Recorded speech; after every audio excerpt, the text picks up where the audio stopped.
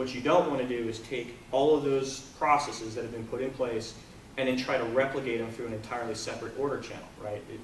Logistically, people invest in e-commerce usually for a number of reasons, but there are always three big ones. You're trying to expand your customer base, trying to increase order volume, or four actually. You're trying to increase the average dollar value per order, or you're trying to get more margin, right?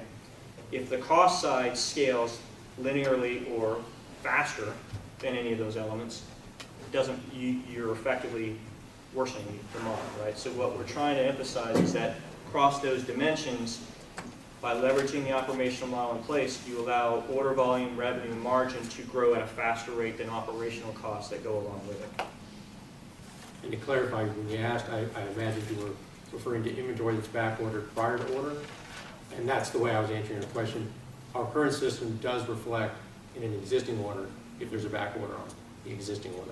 It does not currently reflect whether the inventory being shopped is on back order. As far as content management, how many people are you expecting to have in-house to maintain this website staff? We have a staff of two. It's what we call our PDA department. They take care of the bulk of the core information, which is pricing and basic description. We're probably going to have a full-time person in addition to that. It's going to take care of products that have more extensive specifications. Because if it's just a wing nut, it's a price, here you go, and the name of the product. But if it's a projector, there's 50 attributes that define that projector. We're going to have a full-time person on that. So a total of 3. Now those 50 attributes, because I know you guys mentioned searching for various products based on criteria. Is that something that Magento offers? I think it's probably more for Derek. So literally in Troxell's case, when you look at their catalog, they have thousands of attributes depending on the category. I mean, they have dozens of categories of products or subcategories. And Cheryl will tell you, having implemented it, they have thousands of different attributes. And one of the key, when you look at the success criteria of this project, it wasn't just about putting the products and pricing online. One of the things that Troxell did, which was probably the most significant effort they went through internally, was they decided to expand and improve the information model around these product categories. They wanted to give more technical attributes and specifications. They wanted to give more accurate data so that a customer who's coming to the site and saying, I want to look at projectors, has more useful tools and usable data to say, while there may be 300 projectors to choose from, based off of this, and this criteria, here's the one I want, right? So managing of the attributes, things like that, which is something you can do on the back end, right? But the real effort around it was actually the collection of the data, right? And when you look at it in that kind of scale, from Craig's point, the product development or marketing group, one of the things they did was actually going back to their vendors or partners, collecting data, collecting better artwork, better images, expanding the specification, saying, okay, traditionally you guys have never given us, we want these 3 facts about every projector you give us. And the end is, yes, Magento will allow you to sort, search, and filter by those different elements. That's part of your configuration rollout. The real thing to focus on is the data management aspect that goes with it, because that's the real success criteria.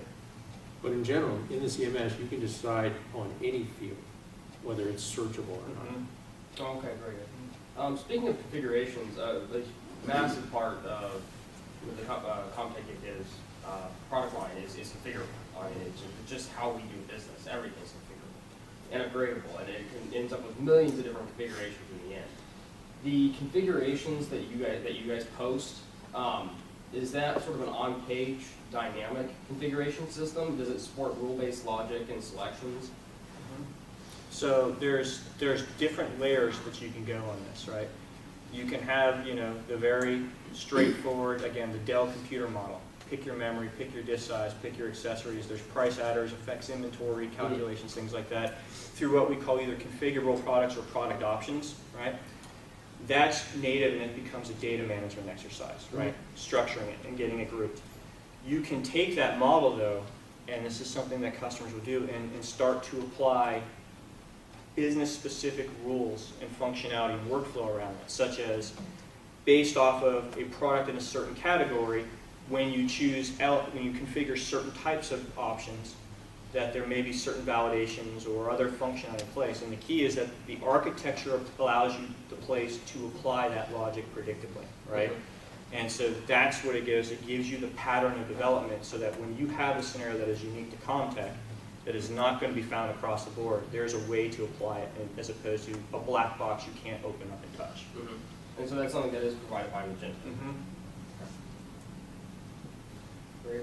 So what I heard was that there's a good infrastructure to implement those rules in the same way, if we put it that way, but you still have to do the custom work to put your rules into that system. So the way I would describe it is that if you think about a scenario, the idea that a product can have configurable options that affect price or inventory.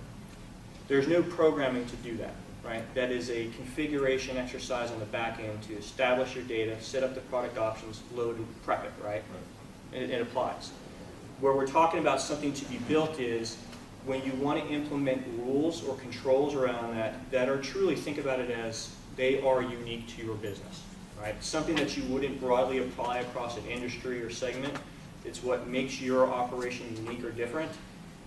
There's no way to always predict every one of those scenarios. So what Magento does is either give you the configuration tool through an editor to set them up, or when necessary gives you an architectural framework to apply the code-based logic that preserves upgrade compatibility and everything else. I can add this.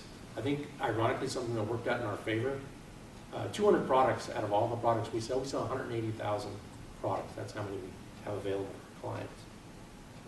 200 of those is 80% of our revenues.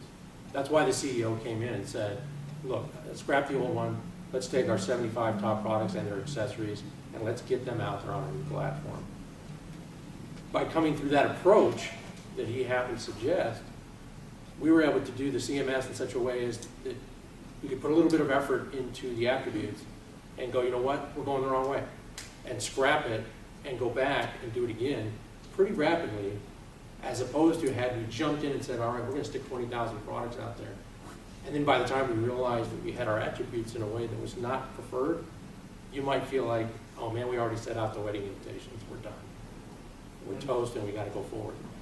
So ironically, that worked out in our favor. We were able to scrap a couple of times within a succession of days and get an attribute set that worked perfect for us. I think this is a common theme that we would emphasize everyone.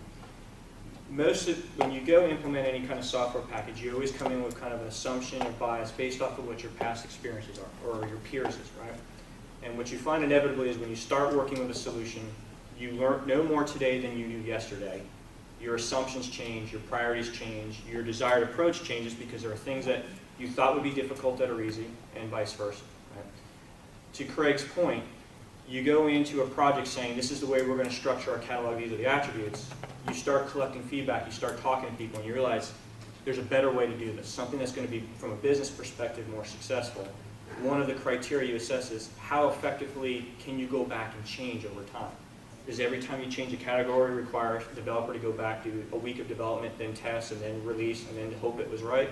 Or do you have something that the product ownership group can go back and make revisions over time and respond to what they're seeing in the marketplace? And that's, to Craig's point, we started with an assumption as to what the attribute and product model is going to be, and based off of discussions with people in the field, potential customers, marketing, said some of the assumptions were flawed. We want to change it. And they were able to do it in days rather than that weeks and weeks cycle.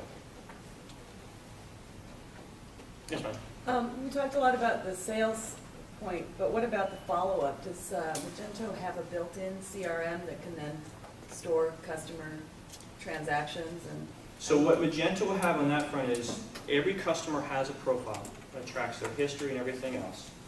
You have points to manage and handle customer service inquiries, support requests, lead forms, things like that.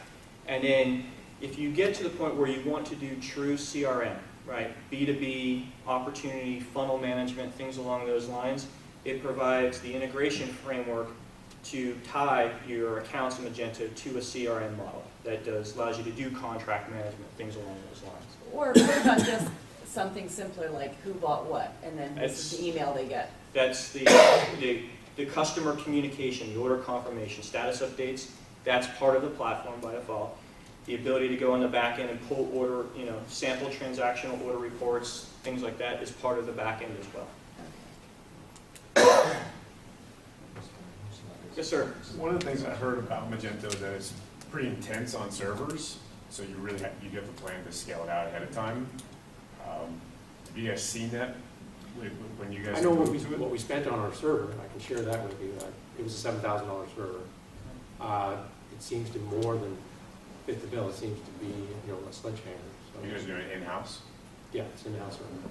So I would tell you from an architectural side, the elements that, like I said at the very beginning or earlier on, when you look at infrastructure assessments, it's one of the things we do with people is that you're looking at the expected traffic patterns, not just initially, but based on everyone's pie in the sky growth, what's it going to look like in 3 months, 6 months, things along those lines. And then whether you're hosting on-site or you're leveraging a cloud provider, there are platforms and configurations available.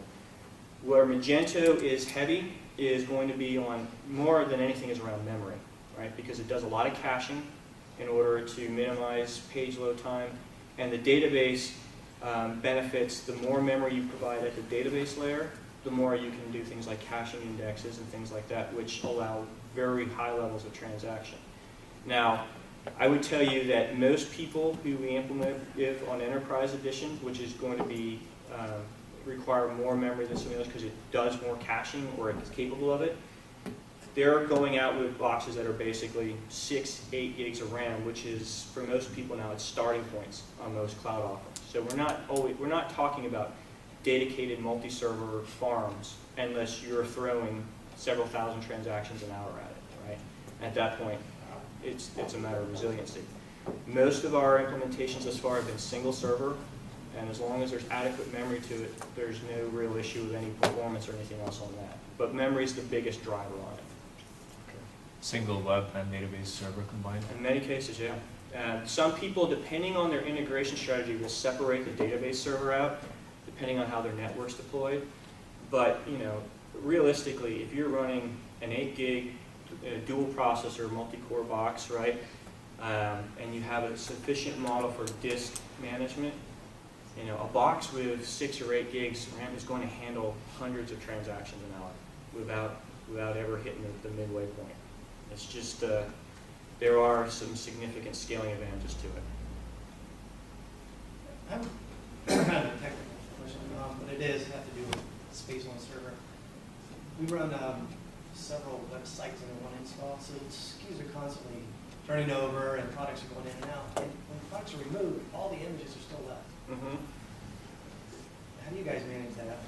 So, couple ways on it. And part of this depends too on what your strategy is around customer order history and things like that in terms of what you want customers to have access to 2 years after they place an order, right? Let's assume for a second that if a customer's looking at historical orders, they don't need to see images and everything else in place if they go back to that product. But you can, one of the things that happens on a product catalog is you have the very basic definition of whether a product's active or inactive, right? And the ability to tie logic that says when a product goes inactive and it's been inactive for X amount of time, I'm going to basically archive it off, and I'm going to archive or remove the image or artwork associated with it. All that information is related, so you have the ability to attach processes that basically prune and maintain that over time. Because to your point, one of the biggest drivers of disk space utilization is going to just be image, artwork stuff. The database in itself is not very big. I mean, usually a 1 gig database is pretty massive. Yes, sir. So obviously we talked about getting the information onto the website, managing the content.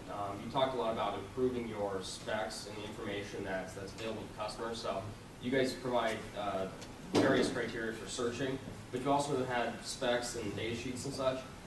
What other information other than an image, a price, and inventory are you trying to get in front of the customer that they find value in? On our next page, we're going to have, as an example, orders manuals, Mm-hmm. even on discontinued obsolete product, and that product's going to stay in our database intentionally, because if customers shopping for a product and they think that's the model number they want and they land on that particular model, it's going to guide them to the replacement. Also, if they're looking for an owner's manual and they land on that product, they're going to see it's discontinued. Out of curiosity, they might continue to shop for the replacement and go, you know what, maybe I just want to buy a new one. So your 180,000 products are, in a way, a hook to just bring people in, or help people looking for one of those, it increases the Yeah, chance of ultimately, in you a future finding. phase, when all of our products are on the new site, that's absolutely the case. Because even if it doesn't have, even if only 20,000 products have all their specifications fully fleshed out, and ultimately we have the other 160,000 products out there, they still search on those long ones. We get those Right. kind of hits on our legacy site all the time. Right. Because you said, didn't you say there were just 200 products were responsible for 80% of your 80% revenue? of our revenue. Yeah. Yeah, we kind of way break the whole 80-20 rule. Yeah. And the other thing to consider around that too, when we talk about archiving old products, things like that, customers who buy items, who go back for some support, when they don't find it, what's the first thing they do? They start emailing or calling in, right? And so now you have people answering the phone, responding to items who are focused on, who should be focused on other things. And this, potentially the cost of content, if you're handling it in an effective way, has a direct ability to lower kind of ongoing operational support needs over time as well. So, you know, to Craig's point, not only is it the ability to position a replacement part, an alternative, or a upsell opportunity, it helps you head off some of the call center impact, if you will, that can come over time. And Magento has SEO out of the box, so that's another advantage. Thank you, Craig. So just as recap, obviously a lot of information, and a lot of this can be kind of broken down into much more granular details, but for Troxell and a lot of other things. Just to kind of, you know, finish up and give everybody kind of a recap, you know, for everyone who's asked, Levementum is a partner and system integrator and implementation assistant for Magento. We work with customers who are interested in trying to take, you know, business-specific solutions and needs and trying to, you know, make the best decisions about what to implement, what needs to be changed, what is just a stock and solve, and trying to help them manage that implementation process. That involves sometimes us helping customers implement for them. In the case of Troxell, working with their team and actually training and educating them so that they can be self-sufficient over time as well. But either way, it's about helping customers achieve business-related success. So yes, we're a technical implementation company, but really one of our main, what we consider to be a value add and direct differentiator is the ability to implement within the context of a specific business's needs, as opposed to this is our cookie cutter package. So obviously we're based in Phoenix. This is the second floor above is our office. Anyone who would like is welcome to come up afterwards, and if you have any questions or anything you want to talk about in more detail. But we have offices in several locations here in North America, Boston, Portland, Green Bay, of all places, as well as an overseas office in Sydney. We help specifically in a number of different areas, but our two largest practices and what we focus on the heaviest is Magento e-commerce and Sugar CRM on the CRM side, both of which are open source models, and we typically partner with a leading top open source partner in any given space or industry. So if there's anything anybody wants, we're going to actually take these materials and some other items. They'll be posted online in the next couple days. We also available for anyone who wants to get any follow-up information. My business card as well as Cheryl's are on the back table. You're welcome to contact us at any time, follow up, even if it's just Q&A, right? You want to talk about something specific about your doing. And I also want to again remind everyone, for those who, either yourself or someone in your company who has kind of a technical responsibility, Levementum and Cheryl Tislin run the Phoenix-based Magento meetup every month. And we usually meet at least once a month. We met this past yesterday. And it's a technical session that we go over specific topics around the platform architecture, code reviews, everything else. Everyone's invited to come at any time. You can go to meetup.com, right? And register, find the group, register for it, and you get notifications about when the events are occurring, what the topics are, everything else. Right? So if there's any other questions, Troxell, Magento, Levementum, anyone else? So I appreciate everyone's time. Thank you for coming. And again, anything else we can do for you, answer for you, please feel to contact me now, offline, whatever's best for you. Thank you, everyone. Thank you. Hey, how you doing? Yeah, we just have questions. Do you have business? Yeah, it's on. Oh, it is. Oh, okay. Coming right back. It's auto parts. Oh, really? Yeah. That's what we do, the auto parts. Oh, really? Yeah, yeah. And, What's in your title? I've seen you guys did one for Bell Honda.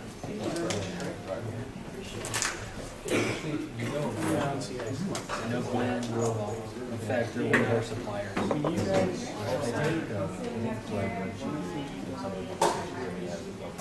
We, oh, you guys switch over to? dealer. Yeah. Yeah,